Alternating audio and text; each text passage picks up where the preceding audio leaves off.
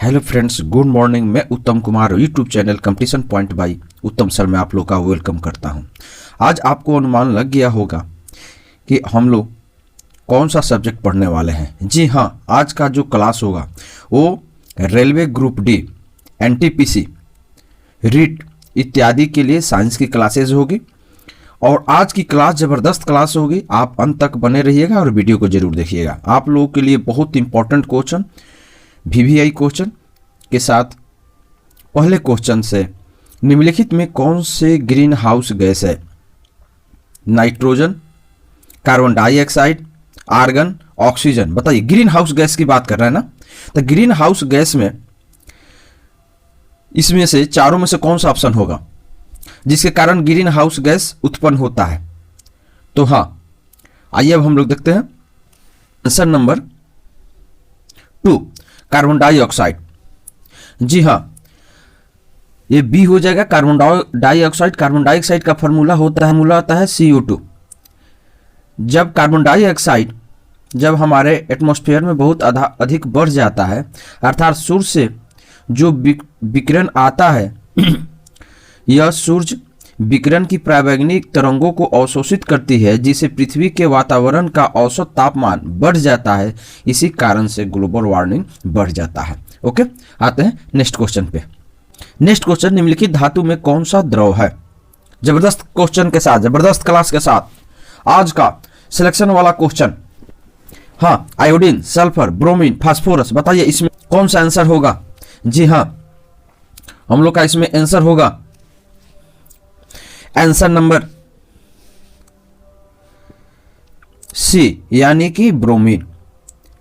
Bromine जो होता है, आइए अब इसके बारे में हम लोग कुछ जानकारी ले लेते हैं। ब्रोमीन जो होता है ये एकमात्र ऐसा अधातु है, ये नॉन मेटल है। ब्रोमीन लाल भूरे रंग की द्रव है, लिक्विड है, ठीक है ना। इसलिए ब्रोमीन को यहां पर द्रव के रूप में जानते हैं, लिक्विड के रूप में जानते हैं, ठीक है। साथ में इसकी परमाणु क्रमांक यानी कि एटॉमिक नंबर 35 होती है और द्रव्यमान संख्या इसकी 79.9 होती है, ठीक है।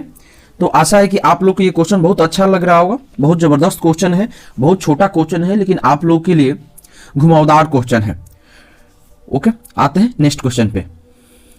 वैज्ञानिक ने रेडियोधर्मी तत्व रेडियम की खोज की। बताइए क्या होगा आपका आंसर? पहला दिया है अल्बर्ट आइंस्टीन ने, बेंजामिन फ्रैंकलिन ने, आइजैक न्यूटन ने, मैडम क्यूरी ने। यहां पर हो गया है ओवर कलर हो गया है, इसे घबराइएगा मत। आपका आंसर क्या है वो सही दीजिएगा। जी हाँ, फटाफट आंसर दीजिए, फटाफट आंसर दीजिए। आपका वीडियो, आपका चैनल कंपटीशन पॉइंट बाय उत्तम सर, जबरदस्त क्लास के साथ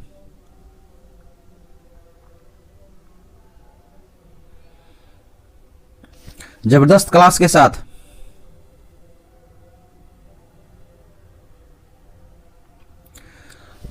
आपका आंसर, आपका सिलेक्शन है। जी हां, इसमें हम लोग का आंसर होगा रेडियोधर्मी जो तत्व है ना, यानी कि रेडियोधर्मी तत्व में रेडियम भी आता है। इस रेडियम की खोज कब किया गया था? आंसर हो जाएगा इसमें मैडम क्यूरी ने की थी, ठीक है ना। रेडियोधर्मी तत्व रेडियम की खोज, इस रेडियम की खोज करने वाली कौन थी? मैडम क्यूरी ने की थी। कब की थी? 1898 में की थी, ठीक है ना। और किससे की थी? तो पिच ब्लेड नामक एलिमेंट से की थी, तत्व से की थी। ओके, तो आप लोग समझ गए होंगे। आते हैं नेक्स्ट क्वेश्चन पे। हरे फलों को कृत्रिम ढंग से पकाने हेतु प्रयुक्त कौन सी गैस है?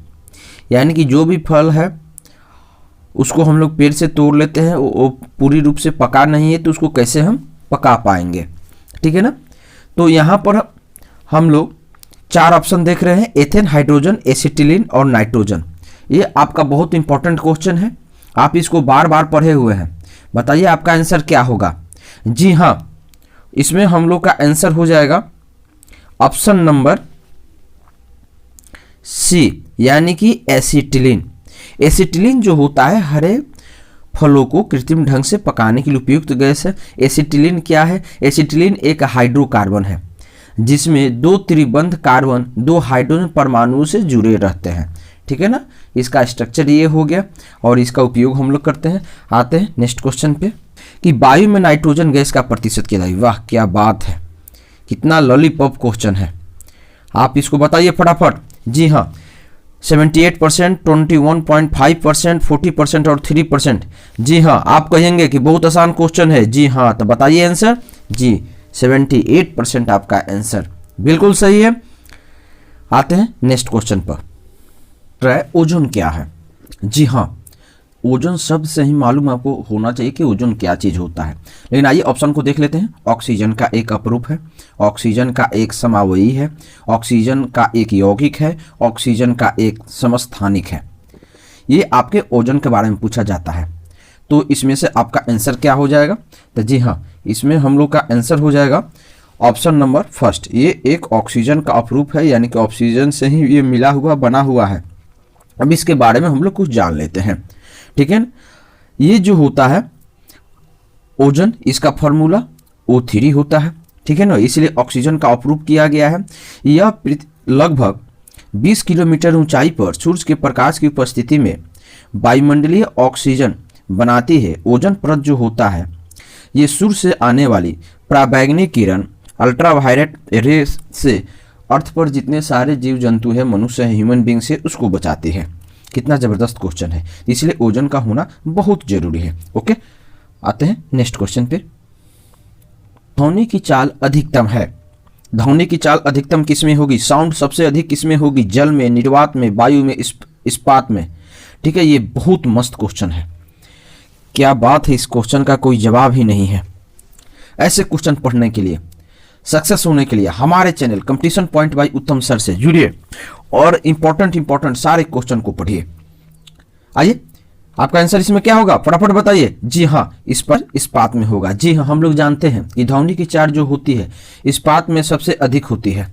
ठीक है ना, साथ में ध्वनि सबसे अधिक 3 अवस्था सॉलिड, लिक्विड और गैस सबसे अधिक सॉलिड में होती है। किस में होती है, सॉलिड में होती है। ध्वनि जो होती है वैक्यूम यानी कि निर्वात से वह पास नहीं कर सकती है।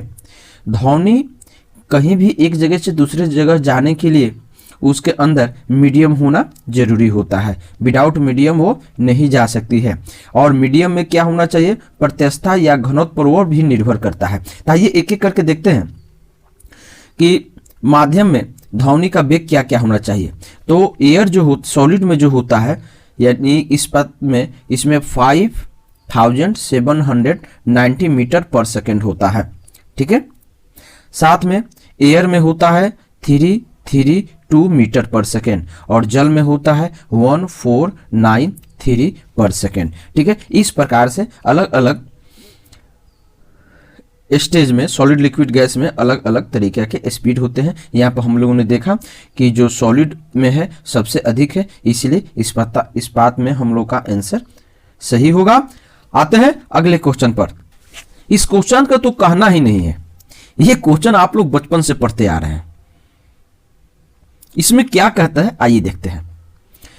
जब कांच की एक छड़ को रेशम से रगड़ते हैं तब इस पर किस प्रकार का आवेश उत्पन्न होता है। वाह, कांच की छड़, कांच की छड़ में वो शीशा आप ले सकते हैं, शीशा को ही कांच कहते हैं। रेशम से रगड़ते हैं, यानी कि रेशम का धागा है उससे रगड़ते हैं, तो इस पर क्या होता है, इस पर किस प्रकार के आवेश उत्पन्न होते हैं, यानी कि चार्ज उत्पन्न होता है। धन आवेश, ऋण आवेश, विद्युत आवेश, इनमें से कोई नहीं। जी हाँ, बताइए आपका आंसर क्या होगा फटाफट। जी हाँ, इसमें हम लोग का आंसर होगा धन आवेश। आइए अब इसके बारे में जान लेते हैं कैसे। जब हम कांच की छड़ को रेशम के कपड़ों से या धागों से जब रगड़ते हैं तो कांच की छड़ से इलेक्ट्रॉन जो होता है रेशम के कपड़ों पर एकत्रित हो जाता है। किस पर एकत्रित हो जाता है, रेशम के कपड़ों पर एकत्रित हो जाता है। अतः कांच की छड़ जो होती है वह हमेशा धन आवेशित बन जाती है इलेक्ट्रॉन का त्याग करके। तो इस प्रकार से क्या होगा, हम लोग का आंसर पहला हो जाएगा। ऐसा कि आप लोग समझ लिए होंगे। आते हैं नेक्स्ट क्वेश्चन पे। जी हाँ, जबरदस्त क्वेश्चन, लाजवाब क्वेश्चन। आप सोच नहीं सकते हैं कि फिजिक्स का कितना जबरदस्त क्वेश्चन आया हुआ है। एक घूमते हुए समतल दर्पण पर आपतित किरण 60 डिग्री का कोण बनाती है तो परावर्तन कोण क्या होगा, ये आपको बताना है। बहुत आसान क्वेश्चन है। आइए अब हम इसको आपको ड्रॉ करके बताते हैं। सबसे पहले आपका आंसर क्या होगा, आंसर आप जानिए कैसे आंसर बनाएंगे, कैसे निकालेंगे। तो जब समतल दर्पण की बात करता है आपतित किरण यानी कि परावर्तन कोण के आप लॉ को पढ़ लीजिए। इसका लॉ क्या कहता है कि जब कोई समतल दर्पण पर कोई आपतित किरण यानी कि आने वाली किरण जिस एंगल से आती है उसी एंगल से वह फिर परावर्तित हो जाती है। यानी कि बीच में जब हम लोग नॉर्मल लाइन इसको खींचते हैं तो ये जो इधर का जो एंगल बनता है ये एंगल क्या हो जाता है, ये एंगल ये आपतित किरण का हो गया। अगर ये 60 डिग्री का एंगल बनता है यहाँ पर तो ये परिवर्तित किस एंगल से होती है, ये भी किस एंगल से होगी, तो यहाँ भी 60 डिग्री का एंगल बनेगा। यानी कि 100% है, जितने एंगल से वो आएगी उतना ही एंगल से वो परिवर्तित हो जाएगी। इसलिए हम लोग का आंसर इसमें क्या होगा, 60 डिग्री। कितना आसान है। जब आपतन कोण यानी कि हम लोग कह सकते हैं कि आपतन कोण बराबर परावर्तन कोण आने वाले, ये परावर्तन कोण का नियम होता है। तो इस प्रकार से ये क्वेश्चन आपको बहुत अच्छा लगा होगा, बहुत मस्त क्वेश्चन। इस प्रकार का क्वेश्चन अब जब भी एग्जाम में आएगा तो आपसे नहीं छूटेगा। ओके, आते हैं नेक्स्ट क्वेश्चन। ये क्वेश्चन तो आप अपने दिमाग से बना सकते हैं। निम्न में से कौन सा एक प्राकृतिक रेशा नहीं है, यानी कि नेचुरल फाइबर नहीं है। सिल्क है, एक्रिलिक है, कॉटन है, जूट है। तो आप लोग सिल्क को जानते हैं, रेशम के कीड़ों से बनता है। कॉटन जो होता है आप भी जानते हैं, ये नेचुरल फाइबर है। और जूट भी होता है, इसका प्लांट होता है, ये भी नेचुरल फाइबर है। तो यहाँ पर हम लोग आसानी से कह सकते हैं एक्रिलिक जो होता है वो क्या होता है, हम लोग का नेचुरल फाइबर नहीं होता है। इसलिए हम लोग का आंसर हो जाएगा एक्रिलिक। ओके, कितना आसान है, कितना जबरदस्त है, क्या उत्तम सर आप कैसे पढ़ाते हैं।